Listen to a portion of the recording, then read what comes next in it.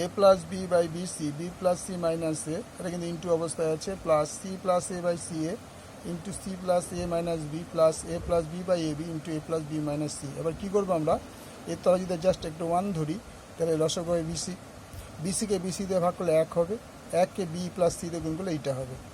আর এটার তলায় কিছু নেই, মানে একই আছে, 1 দিয়ে এটাকে ভাগ করলে এই এই পুরোটাই বিসি হবে। এটার তলায় এই বিসিটাই এই পুরোটা নিয়েই হয়, তাহলে এটা বিসি দিয়ে বিসিতে ভাগ করলে 1 হবে, 1 দিয়ে গুণ করলে যা আছে তাই, প্লাস সিও তাই, সিও দিয়ে যদি আমি ভাগ করি, এটা যে করলাম আমরা পুরো লসাগুর মতো করে নিলাম, এটাও পাশাপাশি বসিয়ে নিলাম। এইবার পুরোটার এলসিএম করলাম, পুরোটা এলসিএম করলে কি দাঁড়ালো,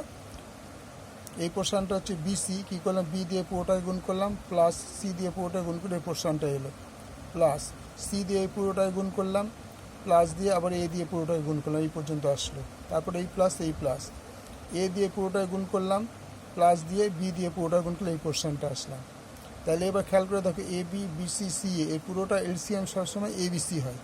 তাহলে এবিসিকে বি দিয়ে ভাগ করলে কী হয়, এ থাকে, এ দিয়ে এই পোর্শনটার পুরোটাকে আমি গুণ করলাম, প্লাস সি এ দিয়ে যদি এবিসিকে ভাগ করি, তাহলে কী বলে থাকে, বি থাকে,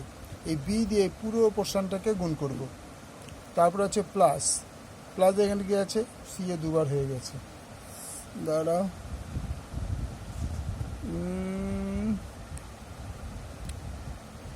এ প্লাস বি এটা আছে, ঠিক আছে, এইটার জন্যে বিসি, এটার জন্যে সিএ, আর এটার জন্যে এ বি। এখানে বড় ভুল হয়েছে, বড় ব্লান্ডার হয়ে গেছে, এ বি যদি হয়, এখানে ছিল বিসি, বিসি দিয়ে ভাগ করেছি, এবিসিকে ভাগ করলে কি পেয়েছিলাম, বি,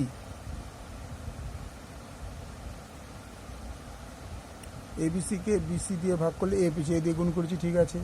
এবিসিকে সি দিয়ে গুণ করলে বি থাকে, বি দিয়ে গুণ করেছি, এবিসিকে সি এ দিয়ে ভাগ করলে সিটাকে সি দিয়ে গুণ করেছি, তাহলে এ দিয়ে পুরোটাকে গুণ করা হয়েছে, প্লাস বি দিয়ে পুরোটাকে গুণ করা হয়েছে,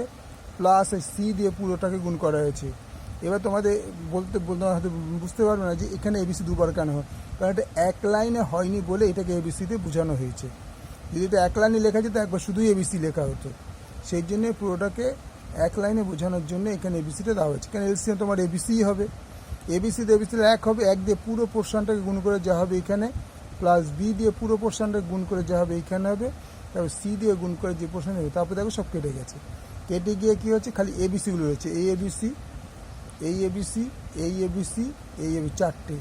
একটা 5টা, একটা 6টা এবিসি ছিল, তাই 6 এবিসি হলো, বাই এবিসি কেটে গেলে অ্যান্সার হলো 6।